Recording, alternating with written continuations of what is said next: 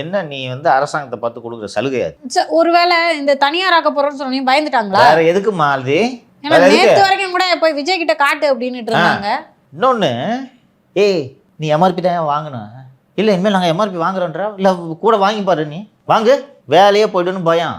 என்னிடம் ஒருவர் கேட்டார், இவ்வளவு அரசு ஊழியர்கள் இருக்கிறார்கள், 20 ஆண்டுகளாக பணியாற்றுகிறார்கள், அவர்களை என்ன செய்வது? நான் சொன்னேன், அவங்கள வீட்டுக்கெல்லாம் அனுப்பாதீங்க. டாஸ்மாகில் எப்படி இந்த பொருளை விற்றீங்களோ அதே மாதிரி ரேஷன் கடையில் போய் கோதுமை அரிசி பருப்பு வியாபாரம் பண்ணலாமே, விற்கலாம் அல்லவா? அங்கேயும் பாவம் அரிசியை போட்டு 20 ரூபா கேட்க போகிறாங்க சார். கேட்டு போகிறாங்க, முறத்தால் அடிப்பா தமிழ் பெண்கள். அந்த அரிசியை 1 ரூபா, அதில் எங்கே 10 ரூபா வாங்க நீ? இது பழக்க தோசையில் அதுவும் கேட்டாங்க. கேளு ராஜா கேளு. அதுக்கு பயந்துக்கிட்டு தான் இந்த ஆஃபர். இப்போ இவ்வளோ நாள் சொல்லிட்டு இருந்தாங்கல்ல சார், நாங்கள் நிற்கிறோம், எங்களுக்கு சம்பளம் பத்தாது, இப்போ சடனாக இப்படியான முடிவு எடுத்துட்டாங்களே, வேலை போய்டுன்ற அச்சம் வந்து விட்டது.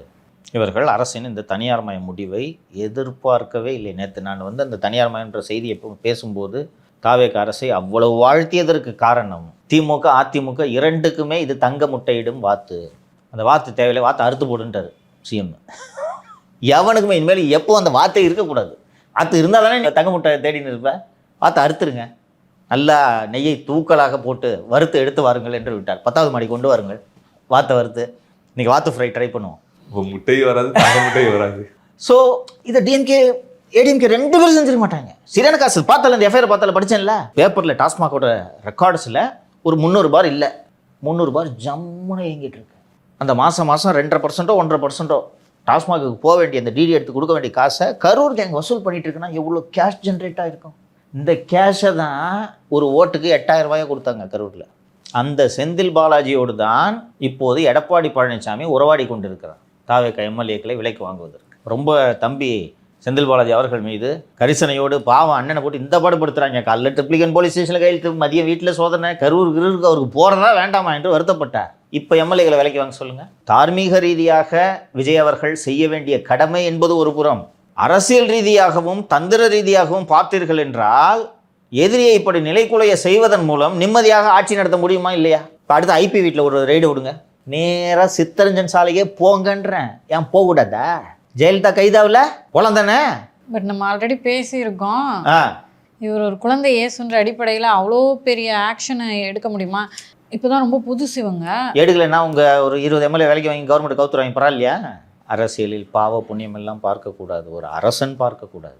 பாவ புண்ணியம் எல்லாம் பார்க்காமல் நமக்குலாம் பாவமாக தான் இருந்துச்சு. 2001 கருணாநிதியை நள்ளிரவில் வீடு புகுந்து கைது செய்யும்போது பார்த்தா ஐயோ தலைவர் கைது பண்ணிட்டாங்களே அப்படின்னு. அதில் இந்த வைரமுத்து சொன்னது மட்டும் நான் மறக்க மாட்டேன். எல்லாட்டையும் ஃபோனை போட்டாங்க, சன் டிவியில் ஃபோனை போட்டு நீங்கள் இதை பற்றி என்ன நினைக்கிறீங்கன்னு. இந்த மாதிரி ஒருத்தரும் ஐயோ இப்படி பண்ணிச்ச இந்த எல்லாம் பிடிச்சி கரிச்சு கொட்டுட்டு இருந்தேன். வைரமுத்து, தமிழை கைது செய்து விட்டார்கள் சார். நடுவில் கமல்ஹாசன் வந்துட்டாரு. வைரமுத்துமே தெரியல, கமல்ஹாசன் வந்தா சார். தமிழை கைது செய்து விட்டார்கள் அப்படி வைரமுத்து ஃபோனில். கேட்டால் அது மறக்கவே மாட்டேன் நான். ஏன்டா டே, நான் அவர் தான் தமிழா, அப்போ அவர் செத்துட்டாருன்னா தமிழ் செத்துருமா? உருட்டுறதுக்கு ஒரு அளவு வேணும். ராஸ்கல் அதெல்லாம் கேட்டு இன்னும் எப்படி உயிரோட வாரு, என்ன பண்ணுறது என்ன பண்ணுறது. ஸோ அப்போல்லாம் பாவமாக தான் இருந்துச்சு, செஞ்சிச்சில்ல இந்தம்மா. அதுபோல் சித்தரஞ்சன் சாலையில் புகுந்து எதுக்கு 2வது மாடியில் ஸ்விம்மிங் பூல் கட்டினீங்க? அந்த ஸ்விம்மிங் பூல் உள்ள பணத்தை கணத்தை புதைச்சி வச்சுருப்பாங்க, தேடுங்க, உடைங்க ஸ்விம்மிங் பூலில். ஐடியா அப்போ தான் கொடுக்க முடியும். உடைங்க.